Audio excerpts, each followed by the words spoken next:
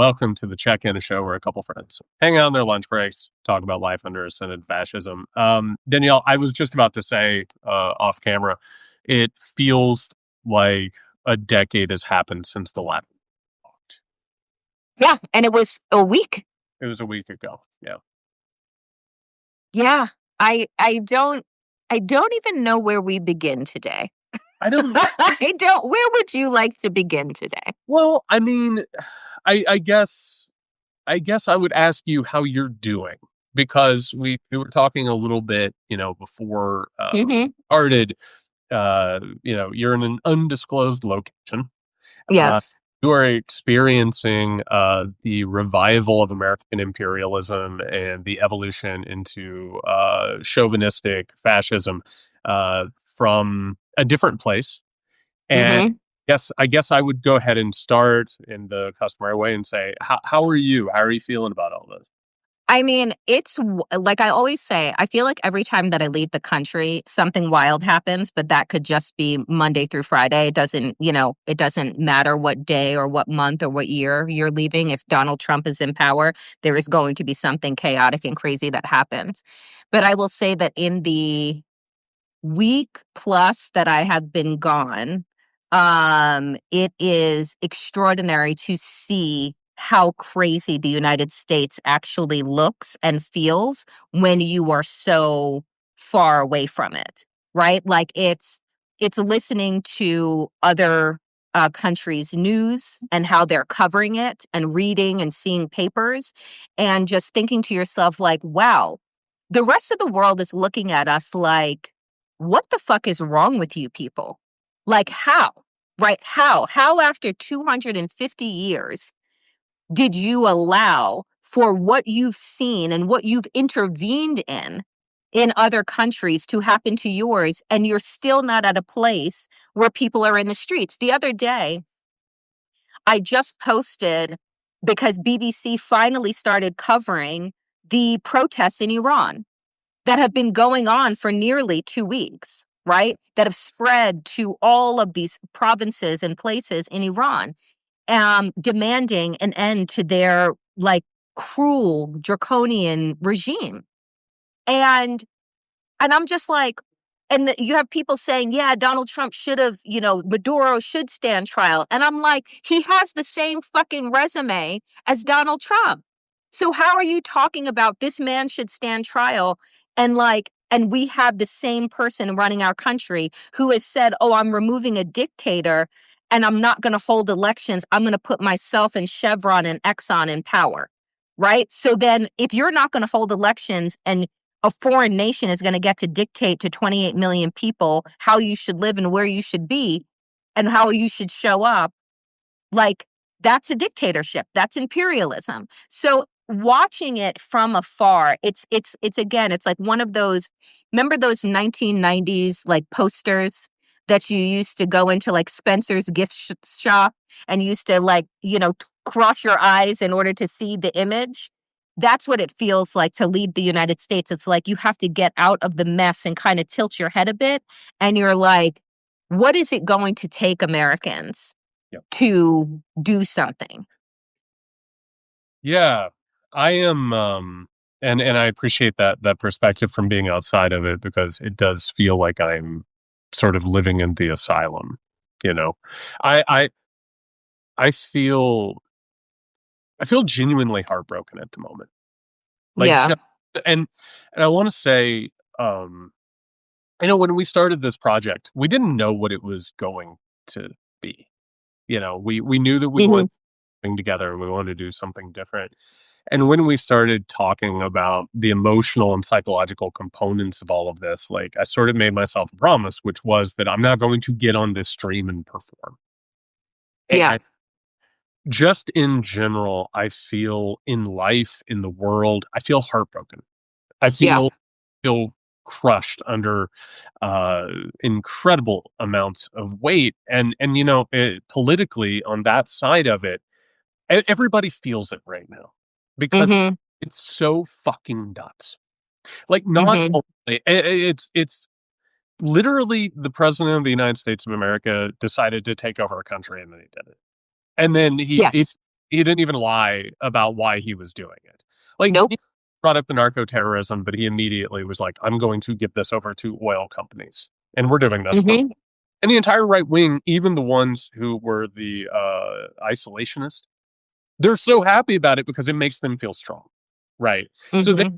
all this momentum now. And one of the things that has happened, because these psychopaths are in charge of the most advanced and dangerous military in the history of the world.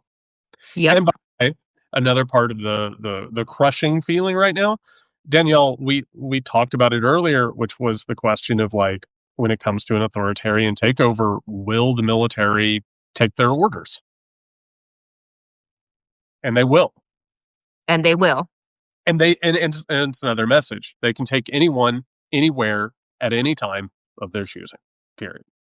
And then what happens after that? Because the U.S. military like carries out this abduction, this kidnapping, like an organized crime syndicate is what this is. They went in and they took out another mob boss Yep. and brought him over here. Because of that, they're feeling themselves. And so Yes. what's happened over the last few days, it's not enough that they fucking took over Venezuela, a sovereign state, Danielle. Yep. They are now, Yep. they have a laundry list. They have a laundry Yes. list of Mexico, At least six other nations. at least six other nations. And you start, the thing that drives me crazy on a couple of fronts here, Danielle. One is we all know that this corporate media is crooked.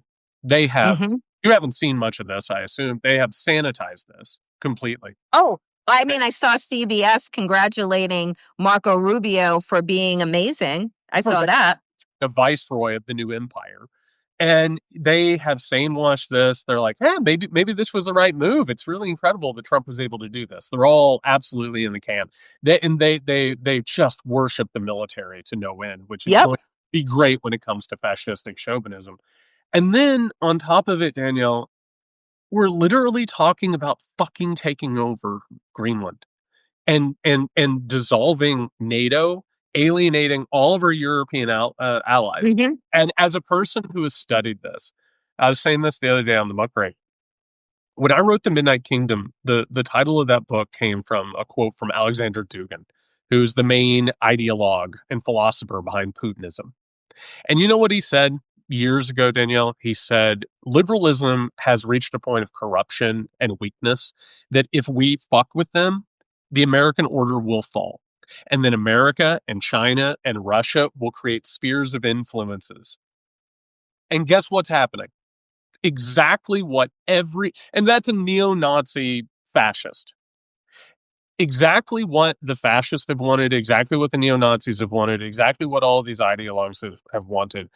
And it's all coming together. And I am so heartbroken by that and this feeling of this moment of I don't want to say resistance, but that's got so much baggage to it. But living in this as a person who's trying to fight it and wanting people to be okay, it is it's brutal, and I am really struggling with it. I hear you so much and share the pain because I said this yesterday, I think, on one of my shows. I said, I don't know why I'm doing this anymore. Because there comes a point, Yeah. and I want people that are like watching to understand. I see myself, and I think that you do as well, as an educator, right? Like, if somebody asks me, like, what do you do for a living? I use different platforms and different technology and different mediums in order to educate, right?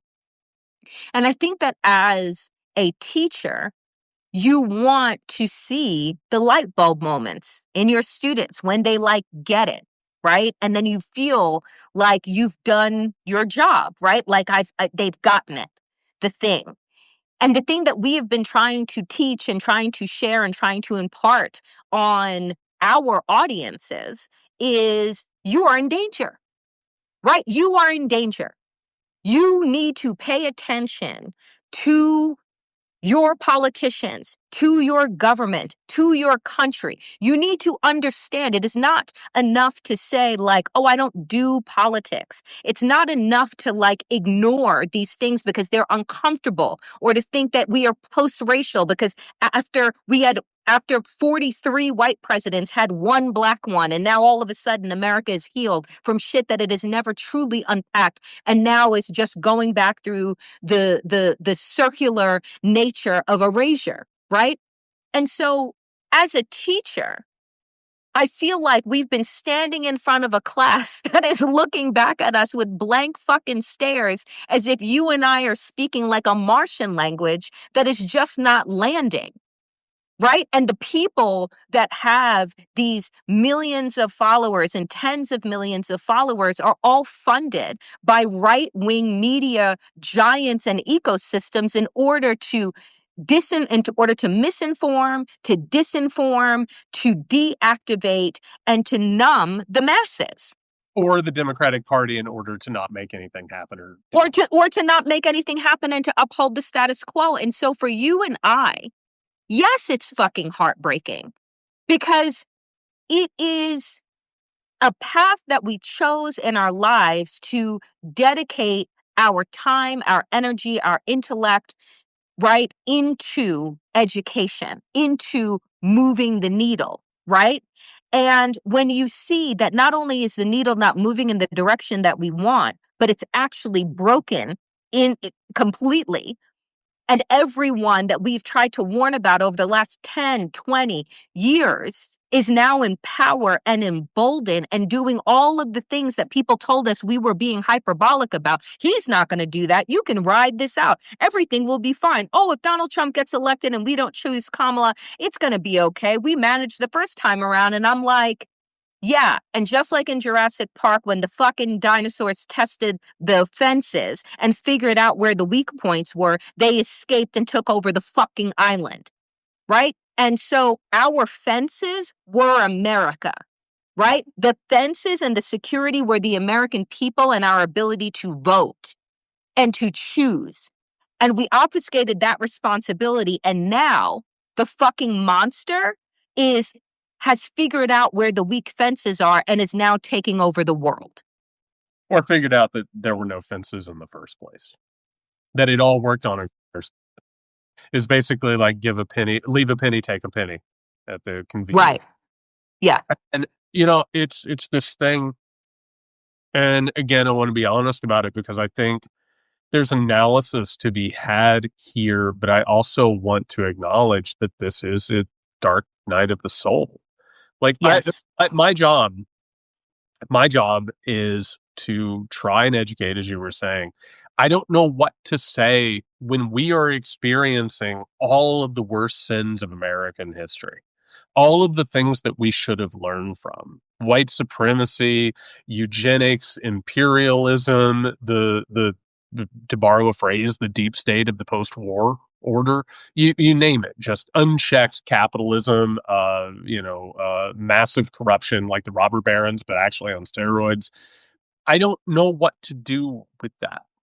I don't know. I don't know what to do in general. I feel like personally, as someone whose job is to try and educate about this and to organize around it, but especially to live in it, Mm-hmm. I don't know what to do. I feel lost. And Mm-hmm. it pisses me off that I feel lost, and anger is useful, but when the fire burns out, what's there? It's ash, Mm-hmm. and I just sort of look at this, and I want to be honest with people because I don't want to be one of those people who peddles fake hope because it Yeah. drives subscriptions and Yeah. because the Democratic Party pays me to do it. I don't Right. want to be one of those people. I'm an organizer, and I have spent now the past 2 years trying to find the organization and the coalitions. It's not there. It's not there. And it's not there because the right has completely dismantled them. The Democratic Party doesn't want them. The financial incentives aren't there. And the left has been absolutely and utterly cored and destroyed. So we don't have what we need to stop this right now. right? Which goes to what I said to you. Um, I guess it was Christmas Eve. My God, that seems Yeah. a decade ago. Right. It was like Christmas Eve That, of you know, if what something's year? it's going to be a flashpoint. It's going to be spontaneous violence or rage, and people aren't even fucking protesting this. I that's I I think cut my that teeth on the that's Iraq War, and let me tell you something. And I yeah. assume you did too, to an extent. Like the protests against the Iraq War were massive, and Danielle, like those guys. Say what you want about Bush and Cheney and Rumsfeld and all of them, they at least did their work. They at least tried to sell what they were doing, even though it was like one of the worst things that's ever been done. This is just so much more boldly wrong, and they're not even hiding their ambitions and their hate. It's incredible that nothing is happening right now. So this is where I'm struggling because on one hand, Donald Trump is not doing anything different that America hasn't done That's, before, right? Like this is the thing that I want people to get clear on. They're not inventing shit here. he is not an aberration. Right. No. He is not. What is different is that Yeah. administrations that came before this regime felt compelled to orchestrate some type of narrative to appease the masses, to tie their exploitations to a quest for democratic ends. Exactly. And we could then eat up that narrative, continue on with living the indoctrinated, idealistic sentiments of America being this democratic missionary going around the world to liberate oppressed peoples, right? And what Donald Trump and this regime is saying is like, fuck that. No. Like, we're not going to pretend. We don't have to pretend. And guess what? We don't have to win you over, right? So when you have a regime that is no longer beholden or interested in trying to court favor, not only with Congress, but with the masses, that should be, right? The five-alarm fire that gets everybody into the streets that says, wait a minute, right? Like you don't even have the courtesy to lie to me anymore because you know that I no longer have the power. Because if you believed that I still had power, then you would still be sending your folks on different media outlets to paint this picture of Donald Trump being the liberator. But they're not trying to do that. So I don't know what it's going to take for that five-alarm fire to be raised to a level that is deafening for people to decide and recognize that nothing else that you're trying to survive in this moment is more important than taking down this regime. That there is nothing that is more important, right? Like it is tied to your ability to have food, to your ability to have shelter, to your ability to have medicine, to your ability to be educated, to your ability to breathe clean air, drink clean water. All of these things are tied to the exploitation and extractive imperialistic ends that this regime has. And I don't know, like, this is where I'm like, are we failed teachers? Like, are our microphones clearly not loud enough? Our platforms not big enough? Like, why is this message so hard to penetrate?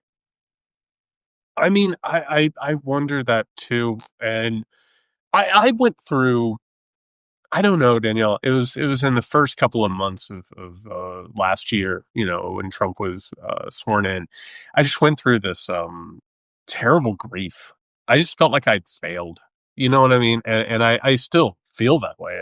I feel shitty. I feel like I've been like banging, for 10 years. I just feel like a decade of my life. Like I'm 44. I mean, look at me. My beard is like I'm old. You still look good. I appreciate it, Okay.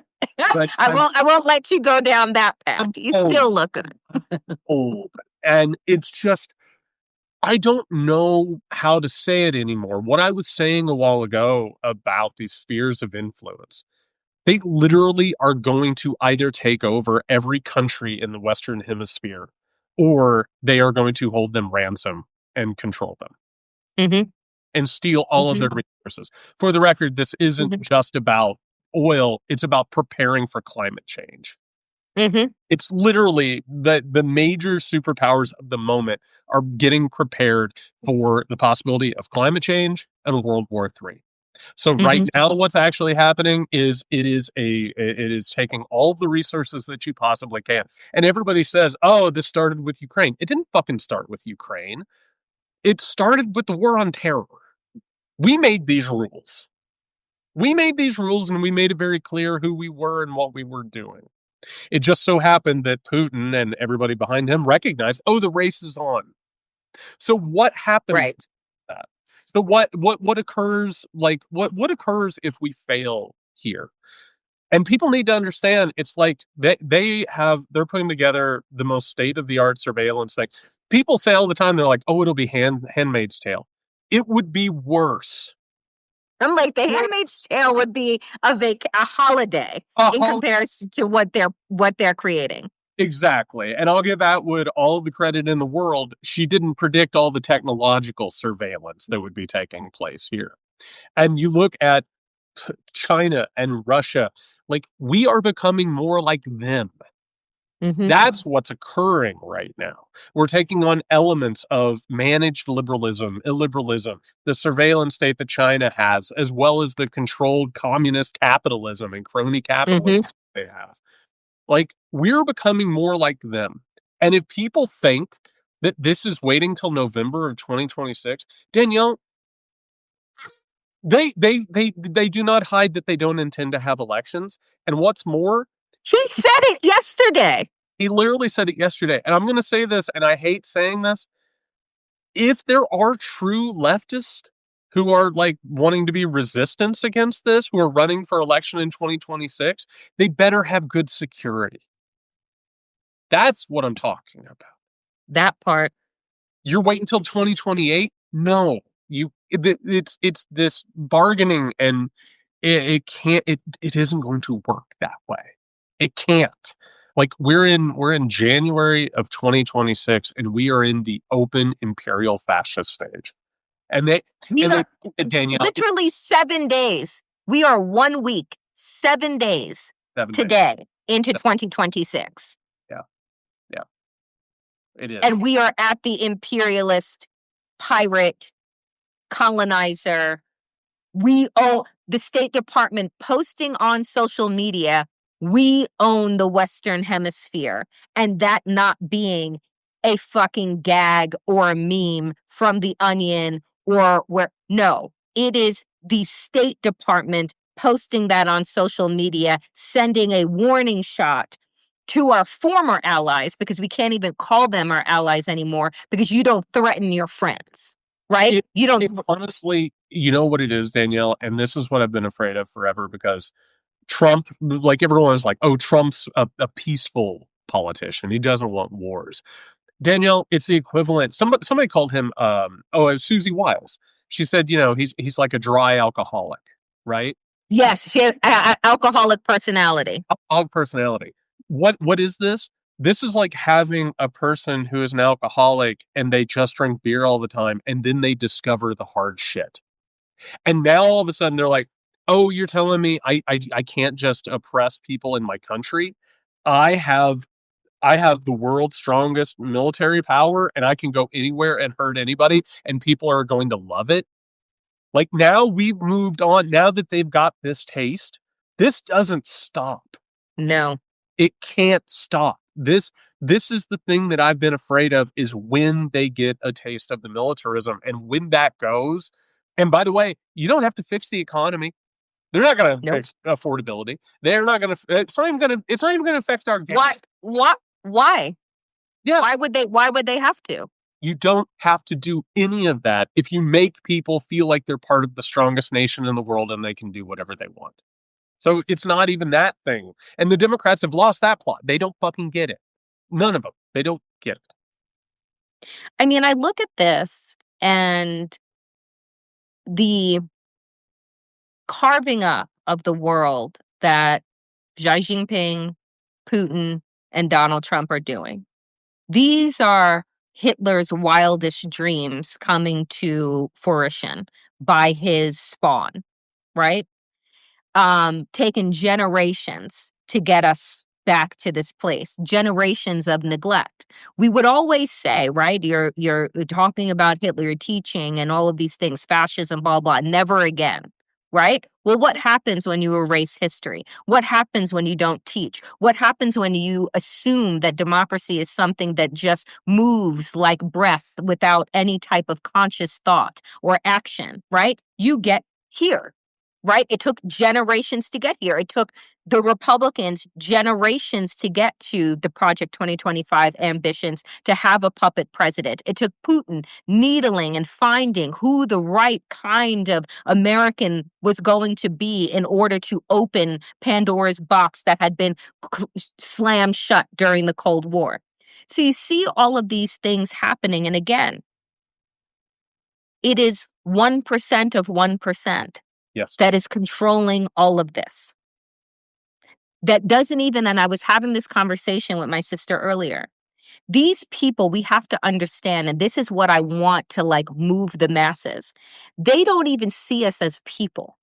They don't see our humanity. These billionaire oligarchs, these technocrats, these people that see themselves as the new conquerors, that see themselves creating technologies to live forever, they don't see us as human, right? They see us as a means to an end. And it used to be at the beginning stages of capitalism, right, in the industrial era, where you would give the peons a little something, right, a pension, a little, a home, Levittown. You would give them a little something to make them feel like they're a part of the project. And the tech oligarchs are saying, you're not. This is our project. You're not a part of this. You actually get in the way with your health care and your vacations and your needs of work-life balance. We don't want any of that, right?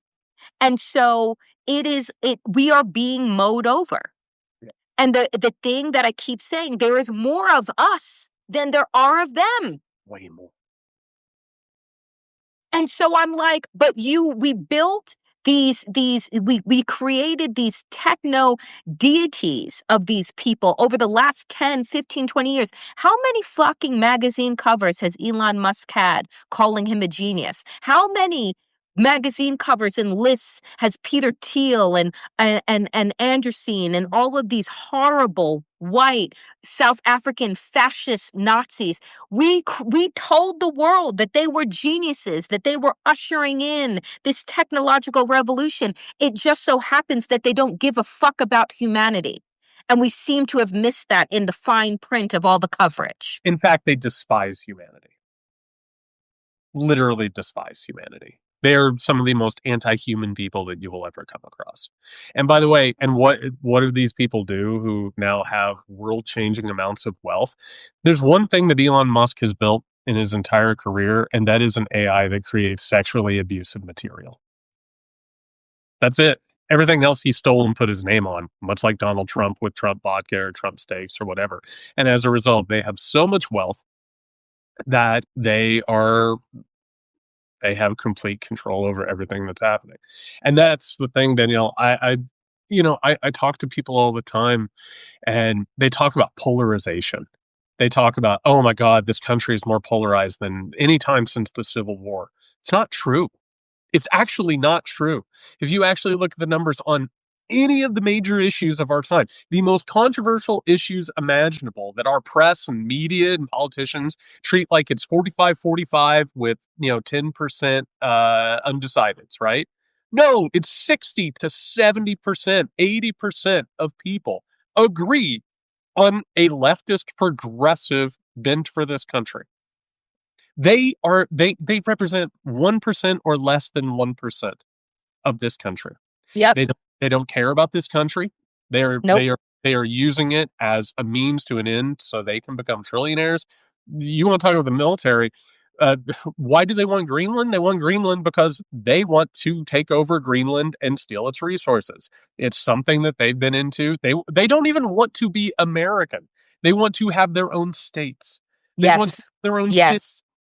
They want to have their own dominions. It's what they dreamed of the entirety of the time. And for people who think that I'm making this up, none of this is made up.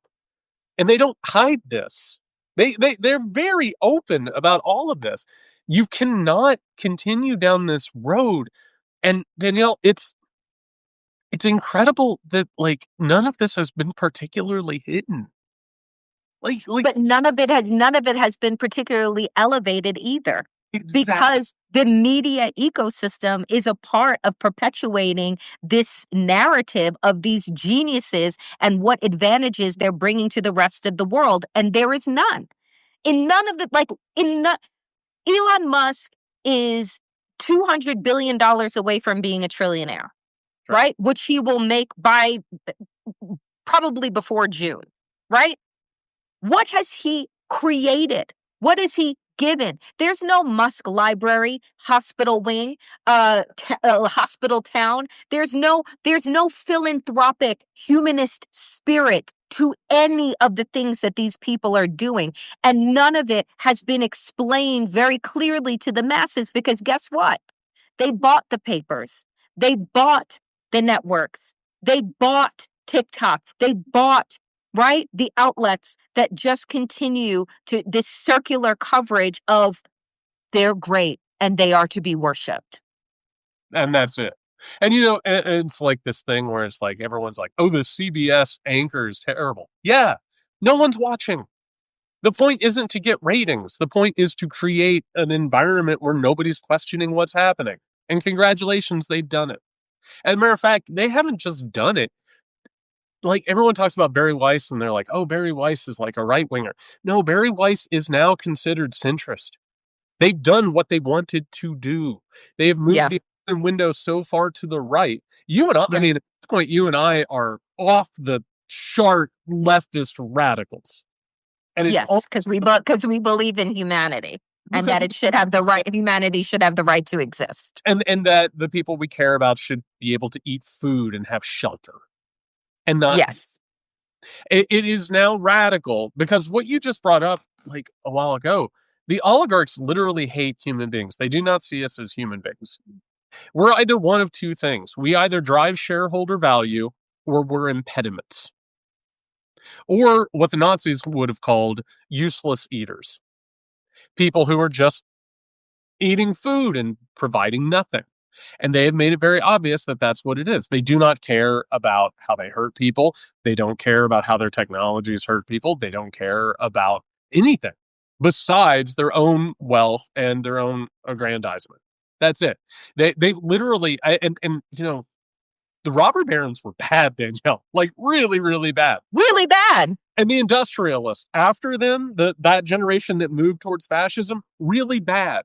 They fucking opened libraries. And built highways. They didn't want Black people driving on them, but nonetheless, they built highways. Different now. And by the way, the entire reason why philanthropy ever happened is because they were like, hey, people are going to grab pitchforks here pretty soon. And we need to do something about that. They don't care now. And I don't know how else to say this, so I'm just going to be very blunt. If they have got to the point where they're not even going to give us crumbs to keep us from grabbing pitchforks, that means that we have one choice, and that's to pick up the pitchfork. That's it. They don't care to give us crumbs because they have the most technologically advanced military on the planet. Donald Trump is their commander in chief. And the hope and prayer that we were all existing on, that somehow this idea that they won't obey legal orders. Well, here's the thing. When everyone's lost their jobs and the biggest employer is now ICE, right? And the military, And data. you're not really Yep. Yep. right. And data center construction. But once the construction is done, and eventually they'll figure out how to have the robots constructed so that you don't need people constructing it at all. You're forcing people and creating the chaos and the detriment that will force people to make the choice between their country or their survival, Yep. right? Between their oath that they took to do no harm, that they took to protect the Constitution and not a person, and protect their own families so that they can put food on the table, because that's the system. That's the empire that has been built. You're either working for the empire or you're being crushed by the empire. And even when you're working for the empire, right? Like, eventually you also become lost and useless in that project and you're done away with. That's what they have created. And I agree with you.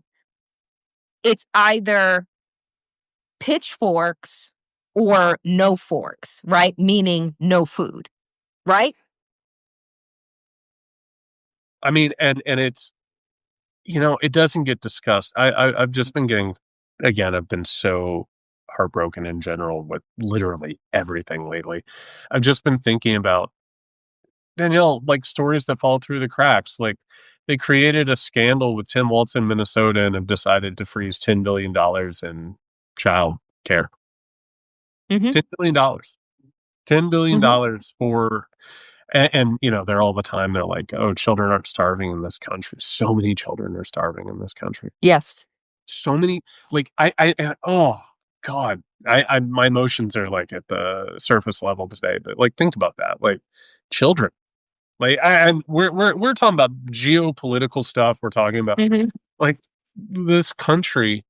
Like we have a person who is getting ready to reach $1 trillion, and we have children who are starving in this country. Mm-hmm.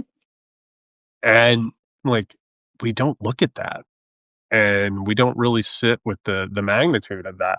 And then you start looking at the rest of it, and it's like they're not getting an education.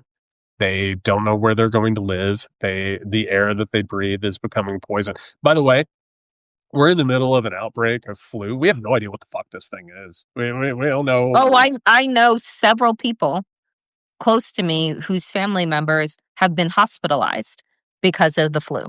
Yeah, it's the largest outbreak at least in a quarter century, but that's even with the numbers that we have. We don't even know how bad it is.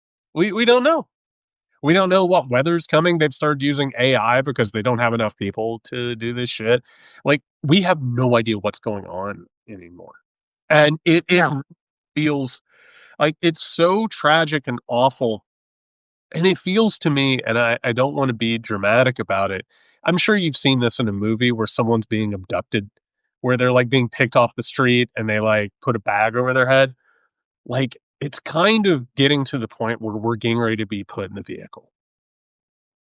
And you Are we can't, not in the vehicle? I'm I, like, are we not? The fact that we had to get our news that 60 Minutes blocked from pirated Canadian outlets, oh, and thank Canada for leaking news about our own country on social media, like we're in the van. that's Soviet Union steel curtain shit is what that is. That's like listening to like Radio America. You know what I mean? Like being beamed across like the airwaves. And it's that's the thing is it's going to get worse. And I think the thing that I want to emphasize, I'm not feeling good right now. Like this is one of the dark moments in general. And it's acknowledging how it feels while still resolving and saying, I'm still going to get up. I'm going to get out of bed. I have to fight the education we talked about. I have to continue that. I right now I am in a rough place with this shit, but like it has to be acknowledged so that we can transcend it, I think. How do you get, because I'm asking you this genuinely, and for me, like, again, I have the ability and the privilege to leave the country right now. God only knows how long that will last. And yes, folks, I am concerned about coming back into the country in a week or so. But how do you, Jared, find the energy, the light, the source to even Like, you're like, everything is on the surface right now, your emotions, your feelings, but you're going to continue. And I think that there are lots of people that are on their couch, in bed, covers up, they are losing the light. And so, how are you still finding the energy, even through the tears, to like keep going? I mean, I'll be honest with you, and this isn't a fun thing to admit on a live stream. I'm not. I'm not like to lay my cards on the line. Like, there's hardly a night that passes now where I don't wake up with like racing thoughts. Like, because I'm living in an environment that isn't good. I don't feel good. This isn't a way to live. It affects literally everything in my life. It affects literally everything in everybody else's life. And it is I'm a veteran of depression. Like, I've been depressed since I was a child, and it's just one of those things where it's like you just gotta hope that the pilot light doesn't go out. Like you just have to hope that, like, when you need hot water, it's going to be there. That eventually at some point you'll be able to get up and shamble from room to room and feel a little bit better. And that's honestly, Danielle, I this is a thing that makes leftists uncomfortable, but I think we need to get more comfortable with it. It's faith. And Yes. and people are very afraid of that because of how religion has been weaponized. Like, we have to start fostering a sense of faith. And I'm saying that as a person who, Danielle, I've gained a label as like a prophet of doom for years now. Like, I can't tell you how many interviews I've done for radio and TV, and I'm sure you've had this too. It's like a different thing. And like, how like you and I can get on here and we know what we're talking about and we're on the same page, or there are certain people, like, if we go on with Waj or like a Kinsey, Yeah. we're all speaking the same language. But then sometimes you'll do like a media hit, and then like you'll say something, and like the person on the other end will go, "Oh, well, that's rough. Well, we're gonna leave it there." And I've been a little bit of a prophet of doom, but I've also told people, like, I have hope. I think we're going to win this fight. That hope sometimes is hard to find. It's not. Yeah. It's sometimes it's like losing something in your house, and you know it's in your house. You just don't know where it's at, and the lights aren't on, and you're just sort of fumbling around, groping for it. That's where I am right now. And so, how do I keep the energy? I don't know. I eat food, I drink water, and I try and sleep when I can. And hopefully, at some point or another, it comes back. That's the hope. And right now, it's just really difficult with all this shit. You and I trade off a lot and have traded off a lot over the last year, close to a year of us doing this check-in series where like you'll be here, like you'll be up and I'll be like down here. And then you're like, okay. And then I'll be up here and you'll be down there. And I think that it is modeling the feeling that we all have, this deep sense of grief and dread and anxiety and fear that takes us over at different points at different times and triggers us in different ways. What I have been clinging to, and somebody in the comment section, and I don't mean to call you out, but it's something that I think is important to say, said faith is BS, right? And I think that faith is probably one of the most important things that we can hold right now. Faith is the pilot light, right? Faith is the energy that gets you up in the morning. It is faith that something better than what you're experiencing is possible. It's faith in humanity. It's faith in the project of humanity, right? And what I hold and what I cling to now, I is ancestral, right? Is going so deep into history and religion and resource in so many different ways to try and conjure spirit and faith that allows me to move through. Because my ancestors like went through literal hell on earth that was created for them to experience. that the people that created that hell on earth did not see their humanity, created laws and policies to deny the existence of their humanity, worked centuries to break them from their ancestral land, their spirit, their history, their being, right? Because then it's easier to oppress a broken people generation after generation after generation. And so I am here, like exist in this place at this moment because of all of the warriors that could not and would not be broken, right? And that to me is so powerful that I have to pull from that place because they did not sacrifice for me to lay down. They did not sacrifice for me to be quiet. And people don't like, you have to understand like what it takes for us to exist in this plane and universe right now. Right. And if you don't have faith in the miracles that present themselves as humans on earth that conjure leadership, warrior sentiment, humanitarian like will, then why get up? Why get up? Right? And so for me, like when I feel in my lowest of low, in my darkest of dark, I sit and some will call it meditation, others will call it prayer, others can call it whatever it is that you want. But I sit and I wait and I like go deep because sometimes the root is the only place to go. And I'm glad you put it in that context because where I always go with it, I go back to feudalism. I go back to the age of, kings and monarchs and nobles, and like that eventually it's if you really look at the age that you were describing, everyone rose up and said, we don't want this anymore. Like the amount of people who died trying to get rid of monarchies and trying to keep this from existing. And Danielle, they weren't able to read. They didn't have access to information. Only like a certain class of people were even able to actually like know what was going on.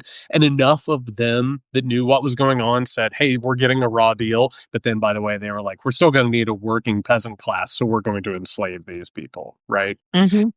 At the same time, like, there were that environment, that marriage between the nobles, the monarchies, and the church that controlled literally everything and Mm-hmm. controlled the world in different strokes. Like people fought out of that.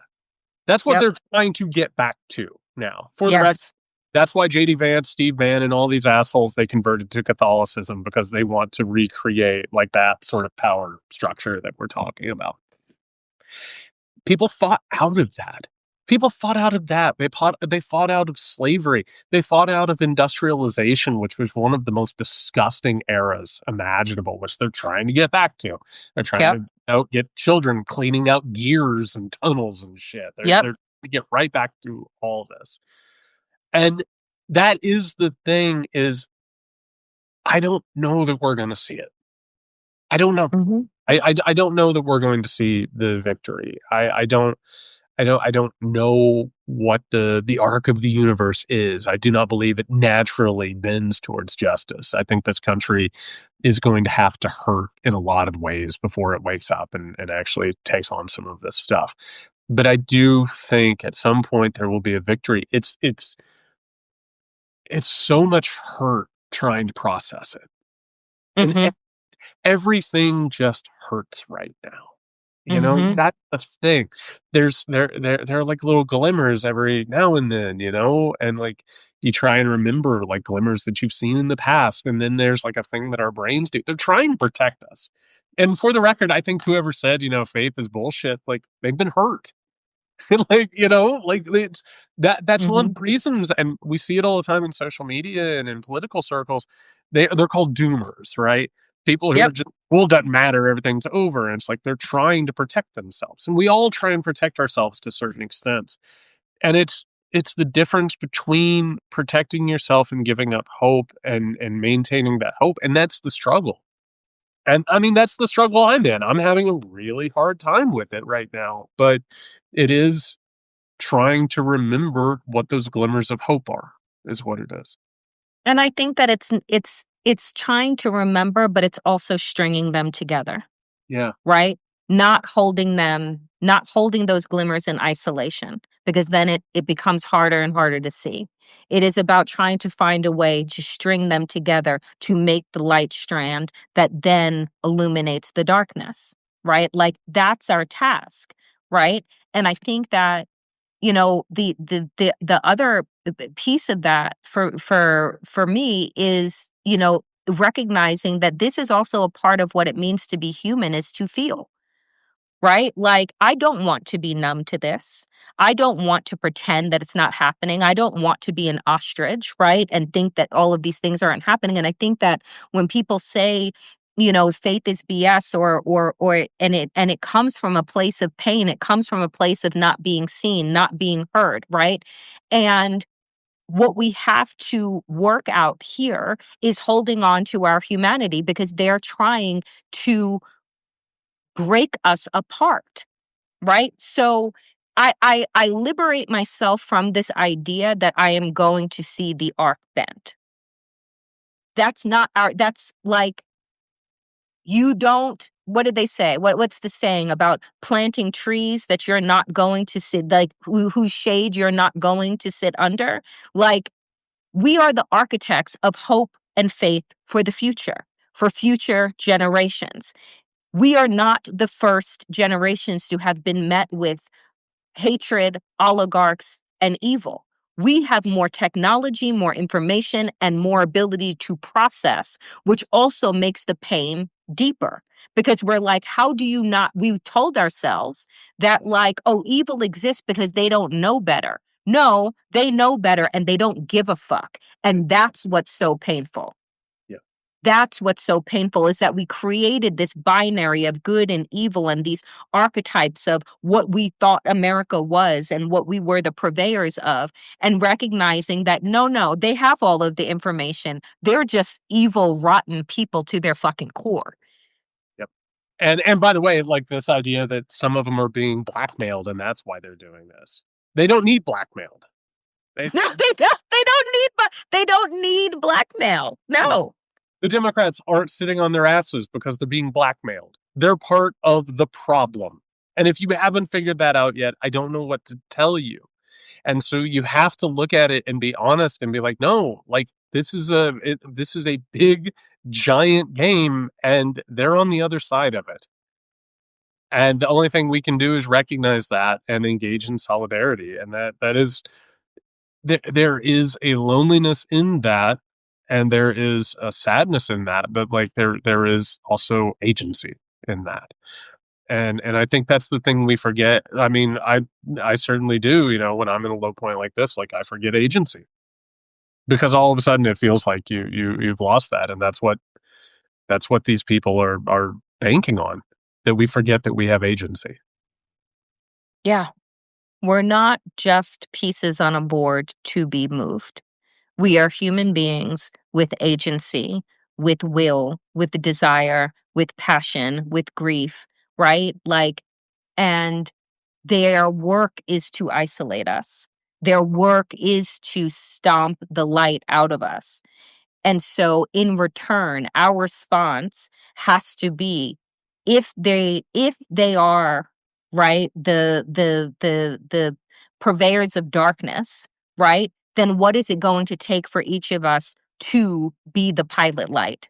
Right? Like, what is it going to take for each of us to string together those glimmers? What is it going to take to, because that's what's going to stop them, right? It is remembering our humanity, remembering our agency, remembering our power. And that the power doesn't come from just this moment. It's ancestral, it's rooted, and tapping into that. Yeah, and I mean it is a battle that has been ongoing, and I think that can both be sobering but also inspirational. It really is what we have to hold on to. Danielle Moody, I'm so glad that we had this conversation today. Look forward to the next one, and to everybody who tuned in, thank you so much. Please be safe. Take care of yourselves. Take care.